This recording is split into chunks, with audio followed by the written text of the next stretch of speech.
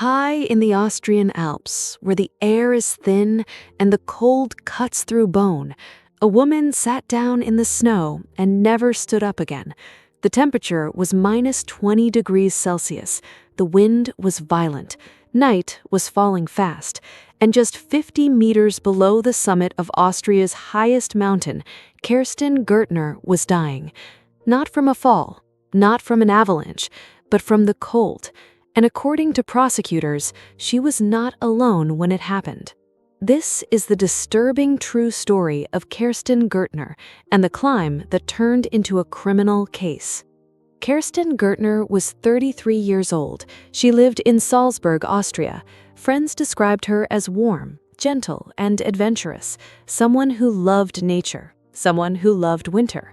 On social media, Kirsten often shared photos from the mountains, snow-covered peaks, frozen trails, bright skies above white landscapes. She once described herself as a winter child. The mountains were where she felt alive. But loving the mountains does not make them safe. And in January of 2024, Kirsten would face conditions that even experienced climbers fear. Grossglockner is Austria's highest mountain. It rises nearly 4,000 meters above sea level. In summer, it is challenging. In winter, it is deadly. Temperatures can drop suddenly. Winds can reach hurricane strength.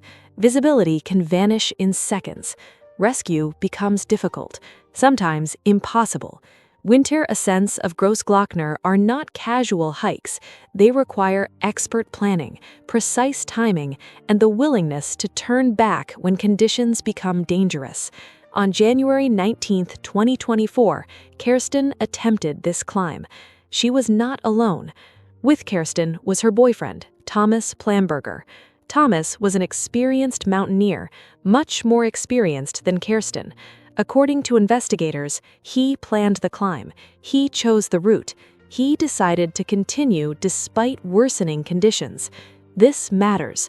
Under Austrian law, the more experienced climber in a pair can be considered responsible for the safety of the other, especially when that person acts as a guide.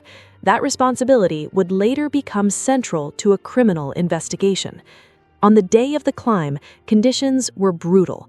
The temperature hovered around -20 degrees Celsius. Strong winds battered the mountain. Daylight was limited, and the pair were running late. Every experienced climber knows that timing is everything. If you reach high altitude too late in the day, darkness and cold become deadly enemies. Still, they continued upward. Just 50 meters below the summit, Kirsten could not go on. She collapsed. According to prosecutors, she was exhausted, confused, and severely hypothermic. At that altitude, hypothermia progresses quickly. Hands lose feeling. Muscles stop responding. The brain slows down. Victims may appear calm. They may stop resisting. They may simply sit down, which is often the last thing they ever do. This was the most critical moment of the climb, and every decision from this point forward would matter. Mountain safety experts agree on several basics. In extreme cold, you must insulate the victim immediately. You must use emergency blankets. You must shelter them from wind. You must call for help as soon as possible. You do not leave a hypothermic person alone, ever. But prosecutors say that is exactly what happened. The helicopter. Later that night, a police helicopter flew near the mountain. This detail shocked investigators. According to the prosecution, Thomas did not signal the helicopter. He did not use lights. He did not make callouts. He did not make visible distress signals. The helicopter flew past. Help may have been moments away, and it never came. Sometime around 2 in the morning, Thomas made a decision that would later dominate headlines. He left Kirsten on the mountain, alone, in sub-zero temperatures, in darkness, with no shelter. He began descending by himself to seek help. Prosecutors argue that this decision sealed Kirsten's fate.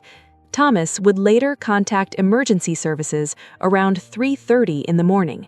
By then, hours had passed. hours in which Kirsten remained exposed to lethal cold. Rescue teams reached the area the following morning. They found Kirsten's body near where she had collapsed. She was dead. The cause of death was hypothermia. No avalanche, no fall, no equipment failure, just cold and time.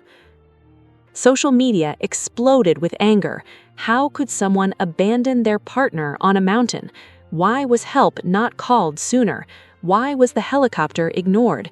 Friends and family shared tributes to Kirsten. They remembered her love for the outdoors, her kindness, her joy. But grief quickly turned to questions, and questions turned into a criminal investigation. Austrian prosecutors charged Thomas Plamberger with grossly negligent homicide. They argue that he planned the climb. He underestimated the danger. He failed to protect Kirsten once she collapsed, and he delayed calling for help. Under Austrian law, negligence is criminal when someone's reckless decisions lead to another person's death. If convicted, Thomas faces up to 3 years in prison.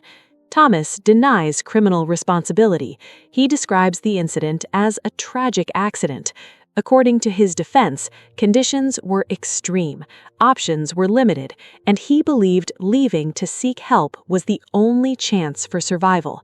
Mountains are dangerous. People die climbing them every year, but prosecutors argue this death was preventable, that one earlier phone call, one emergency signal, one different decision could have saved Kirsten's life, and that makes all the difference. This case is not just about one climb, it's about responsibility, experience, and the duty we owe to others when their lives are in our hands. Kirsten Girtner loved the mountains. They were her escape, her joy, her peace. But on one frozen night on Grossglockner, the mountain became silent, and 50 meters below the summit, her journey ended. The court will decide whether her death was an accident or a crime, but one truth remains unchanged. Kirsten never came home.